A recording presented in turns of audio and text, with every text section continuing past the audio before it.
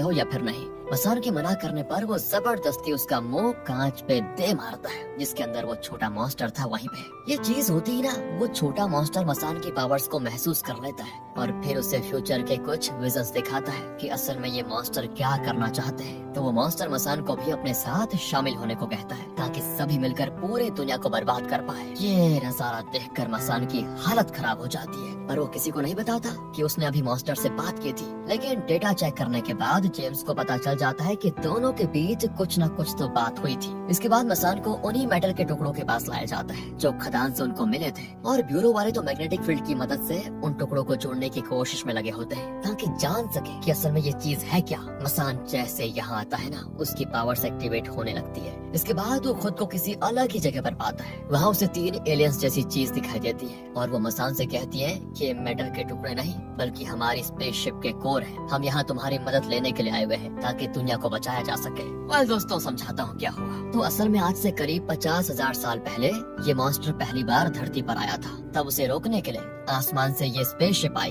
उस स्पेसशिप के अंदर ये तीनों एलियंस थे। उन्होंने स्पेसशिप की मदद से मॉन्स्टर को रोकने की कोशिश तो की, लेकिन मॉन्स्टर ने हमला करके स्पेसशिप बर्बाद कर दी। इसीलिए तीनों एलियंस ने खुद को स्पेसशिप के कोर के अंदर कैद कर लिया और काफी मुश्किल से उन्होंने मॉन्स्टर को खदान के अंदर कैद करने में कामयाबी पाई। लेकिन जब वर्कर्स ने खदान में खुदाई की तो वो मॉन्स्टर फिर से आजाद हो गया, जो अब तबाही लेकर आ रहा है और उसको अब सिर्फ मसान ही रोक सकता है, वो भी उस एलियंस स्पेसशिप के कोर की मदद से। क्योंकि खदान फटने के बाद जो उसके अंदर से पावर निकली थी, उसी पावर ने मसान की माँ पर हमला किया।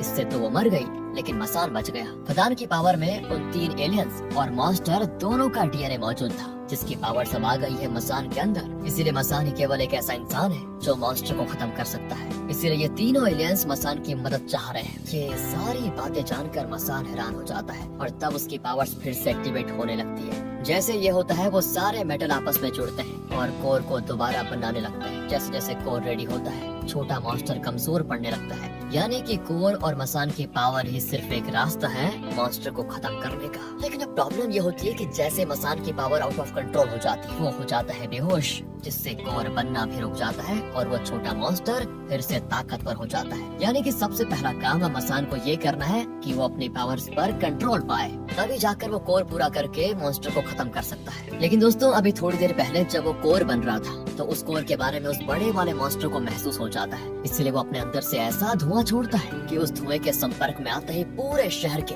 जितने भी मासूम परिंदे होते हैं वो राक्षस बनकर सभी इंसानों को मारते हैं और फिर बड़े मॉन्स्टर के आसपास एक घेरा बना लेते हैं ताकि बड़े मॉन्स्टर को कुछ न हो जाए। अब ये मुसीबत बढ़ती देखकर जेम्स एक प्लान बनाता है ताकि मसान मजबूर हो जाए खुद के पावर्स को एक्टिवेट करने के लिए। वो सबसे पहले ब्यूरो में एक इमरजेंसी क्रिएट करके सारे दरवाजे खोल देता है ताकि मसान ब्यूरो से भाग पाए। अब जाहिर सी बात है, पिंजरे में कैद बंदा पिंजरा खुला देखेगा तो भागेगा ही। मसान भी बिल्कुल यही करता है। लेकिन जैसे वो यहाँ से भागता है ना, उसे रास्ते में टीना नाम की लड़की दिखाई देती है जो खुद भी ब्यूरो के अंदर फंसी हुई थी। वो मसान से मदद मांगती है कि मुझे बचा लो। उसी के साथ साथ बड़े मॉन्स्टर से लड़ने के लिए बाकी जितनों के पास भी सुपर पावर्स होती है ना, सभी को रेडी किया जाता है ताकि अगर मॉन्स्टर हमला करता है तो वो लोगों को बचाते हुए मॉन्स्टर को कम से कम रोकने की कोशिश तो करे।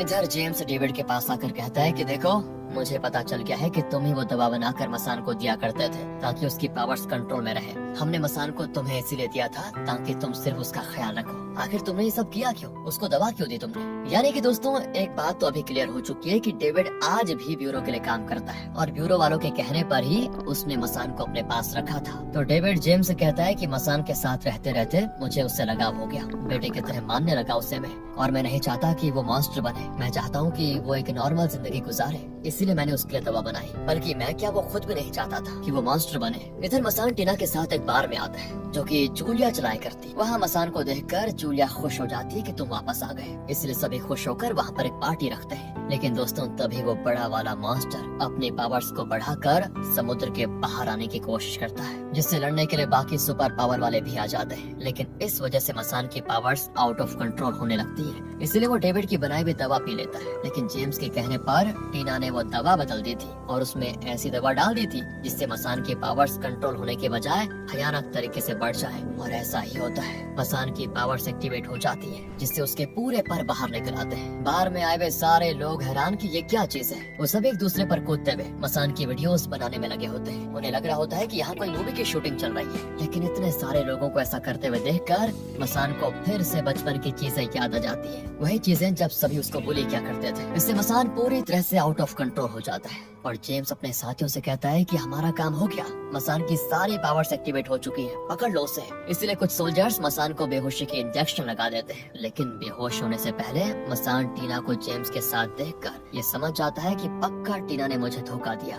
इस चीज से उसको काफी ज्यादा बुरा लग जाता है। अब बाकी सारे सुपर पावर वाले मसान को गाड़ी में डालकर ले जाने लग जाते हैं ताकि उसको ब्यूरो भेजा जा सके। लेकिन बीच में ही मसान को होश आ जाता है और वो गाड़ी को ही विस्फोट करके तुरंत वहाँ से भाग निकलता है। तो मसान के भागने की खबर जैसे जेम्स को लगती है तो वो फिर से डेविड के पास आता है कि शायद वो यहीं आया होगा। तो यहाँ आने के बाद जेम्स को कई सारी दवाइयाँ दिखाई देती है जो कि मसान को दी जाने वाली दवाइयों की तरह होती है। वो डेविड से इतनी सारी दवाई बनाने का कारण पूछता है तो डेविड बताता है कि मैं करीब 10 साल से रिसर्च कर रहा था और 10 साल की मेहनत के बाद मैंने ये दवा बनाई थी। जैसे ये दवा मसान की पावर्स को कंट्रोल कर सकती है ना, ऐसे ही इनका ओवरडोज अगर हम उसको दें तो उस बड़े वाले मॉन्स्टर की पावर को काफी हद तक कम किया जा सकता है। इसके बाद हम उसे आसानी से मार सकते हैं। जेम्स कहता है कि देखो मुझे पता है तुम जो भी कह रहे हो वो मसान और बाकी लोगों की भलाई के लिए है, लेकिन इन दवाओं के बाद भी हमें मसान की जरूरत पड़ेगी, इसलिए प्लीज मसान को ब्यूरो भेजो। तुम्हारे कहने पे वो जरूर दुनिया को बचाने के लिए तैयार हो जाएगा, वरना करोड़ों लोगों की जान चली जाएगी। अब डेविड पहले तो तैयार नहीं होता क्योंकि उसने वादा किया था मसान से कि वो उसे मॉन्स्टर नहीं बनने देगा,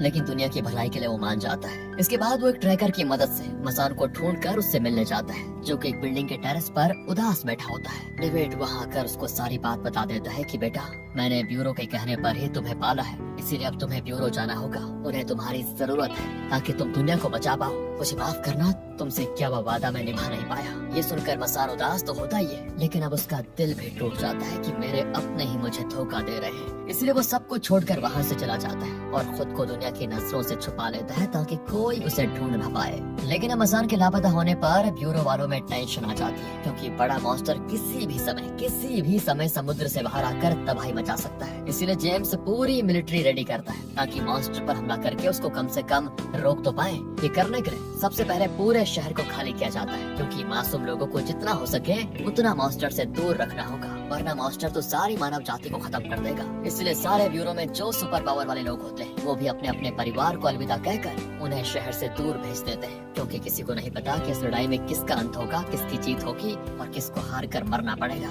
इधर डेविड भी जूलिया को कुछ पैसे देकर कहता है जितनी जल्दी हो सके इस शहर से दूर चले जाओ। मैं नहीं जा सकता क्योंकि मुझे अभी एक आखिरी काम करना बाकी है, उसको करे बगैर मैं कहीं नहीं जाऊंगा। और जूलिया समझ जाती है कि डेविड क्या करना चाहता है। वो अपनी बनाई हुई दवा की मदद से मॉन्स्टर को कमजोर करने की कोशिश करेगा ताकि बाकी मिलकर उसे मार पाए, लेकिन इसमें डेविड की जान जाना बिल्कुल तय है। इस चीज से जूलिया काफी ज्यादा उदास हो जाती है, तो वो भी कह देती है कि चाहे कुछ भी हो जाए मैं अपने परिवार को छोड़कर नहीं जा सकती, मैं भी तुम्हारा साथ दूंगी, हम मिलकर मॉन्स्टर को खत्म करेंगे। ये सुनकर डेविड भी काफी ज्यादा इमोशनल हो जाता है और वो दोनों एक दूसरे के गले लग जाते हैं। इधर समुद्र वाले मॉन्स्टर ने अब शहर पर हमला शुरू कर दिया होता है। जो लोग नहीं भाग पाए थे वो बड़ी बेरहमी से मारे जा रहे होते हैं। पूरे शहर में तबाही मच चुकी होती है और जल्दी कुछ नहीं किया गया तो सब कुछ खत्म हो जाएगा। इसलिए जेनी डिसाइड करती है कि मैं मसान को ढूंढूंगी। उसे पता होता है कि मसान सभी से छुपकर कहाँ जा सकता है, इसीलिए वो वहाँ से तुरंत अनाथालय आती है जहाँ पैदा होने के बाद मसान को रखा गया था। मसान वहीं पर छुपा होता है, काफी ज्यादा गुस्से में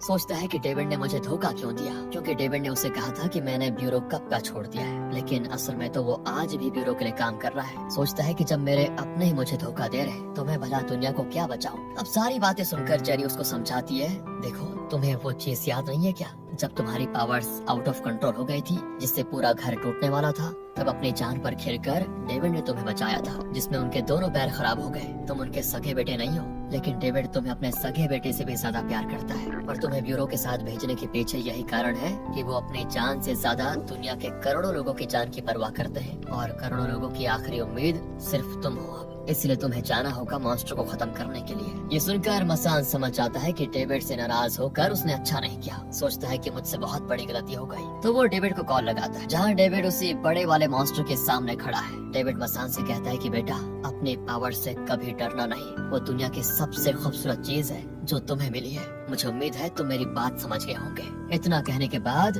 डेविड और जूलिया बड़े मॉन्स्टर की तरफ हमला करते हुए सारी दवाइयाँ उसके अंदर डाल देते हैं और इस काम में दोनों की जान चली जाती है। लेकिन उन्होंने दवाइयों की मदद से मॉन्स्टर को शांत कर दिया होता है। बहुत ही इमोशनल सीन है दोस्तों ये। यहाँ डेविड और जूलिया के मरने से मसान एकदम से गुस्सा हो जाता है और वहाँ से जेनी के साथ ब्यूरो जाने के लिए निकल जाता है ताकि ब्यूरो से वो स्पेसशिप का कोर लेकर उसकी मदद से मॉन्स्टर को खत्म कर पाए। लेकिन रास्ते में कई सारे परिंदों के मॉन्स्टर उसे घेर लेते हैं और उस पर हमला शुरू कर देते हैं। लेकिन तभी वहाँ पर हेलीकॉप्टर लेकर जेम्स पहुँच जाता है जो मसान और जेनी को बचाते हुए उन्हें ब्यूरो लेकर आता है। लेकिन उनके साथ परिंदों के मॉन्स्टर भी वहाँ पर पहुँच चुके होते हैं, इसीलिए बाकी लोग तब तक उनसे लड़ते हैं और मसान वहाँ से कोर को जोड़ने पहुँच जाता है। इसी बीच दोस्तों वो बड़ा वाला मॉन्स्टर अब डेविड के दवा के असर से बाहर आ जाता है। उसे पता चल चुका था कि मसान कोर को बनाने की कोशिश में है, इसलिए वो सीधे ब्यूरो की तरफ बढ़ता है ताकि मसान के साथ साथ कोर को भी बर्बाद कर दे। तो वहीं जब परिंदों के मॉन्स्टर ने काफी हद तक ब्यूरो को बर्बाद कर दिया होता है, तब जेम्स अपने हेलीकॉप्टर से सीधे उनके झुंड में घुसकर सभी को मारना शुरू कर देता है। लेकिन उसे भी नहीं पता था कि यहाँ से बाहर निकलना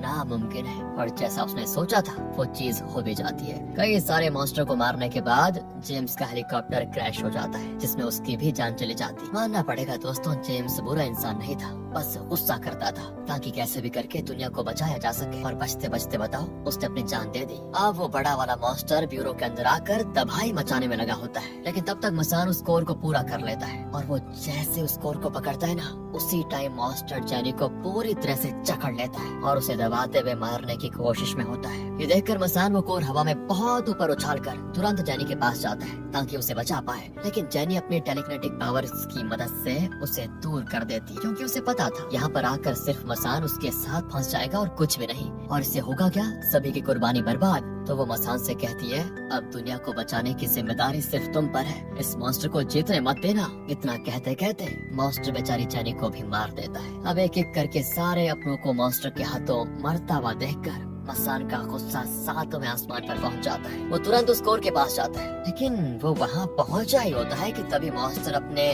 टेंटिकल को सीधे मसान के अंदर घुसा देता है। मसान की हालत एकदम खराब, वो बेहोश हो जाता है। जो भी लोग अभी तक उस मॉन्स्टर से लड़ने की कोशिश कर रहे थे उनकी आंखें नम हो जाती क्योंकि उनकी आखिरी उम्मीद भी खत्म होती हुई दिखाई दे रही थी। तब मसान को उसके बचपन की कुछ मेमोरीज दिखाई देती है। वो वाली मेमोरीज जब मसान की माँ उसको जन्म दे रही थी। उनको पता था कि उनका बच्चा म्यूटेट पैदा होगा, लेकिन तब भी उन्होंने सारे डॉक्टर से कह दिया था कि देख लेना मेरा बच्चा एक दिन पूरी दुनिया में अपना नाम रोशन करेगा। और सपने में इस चीज को देखकर मसान को होश आ जाता है और जैसे ही उसका थोड़ा सा खून कोर पर गिरता है ना, कोर एक्टिवेट हो जाता है और कोर की पावर बड़े वाले मॉन्स्टर को जमा कर अपने अंदर समा लेती है, जिससे मॉन्स्टर ने स्पेसशिप के जितने भी हिस्सों को एब्सॉर्ब कर लिया था वो बाहर आ जाता है और स्पेसशिप दोबारा रेडी। इसके बाद तो वो तीनों एलियंस भी मसान के पास आकर उसका धन्यवाद करते हैं क्योंकि आज उसकी ही वजह से इतने खतरनाक मॉन्स्टर का खात्मा हुआ। साथ ही वो उसे जिम्मेदारी भी देते हैं कि तुम्हें आगे भी इसी तरह से दुनिया को बचाना होगा। इस तरह से मसान ने मॉन्स्टर को आखिरकार खत्म कर दिया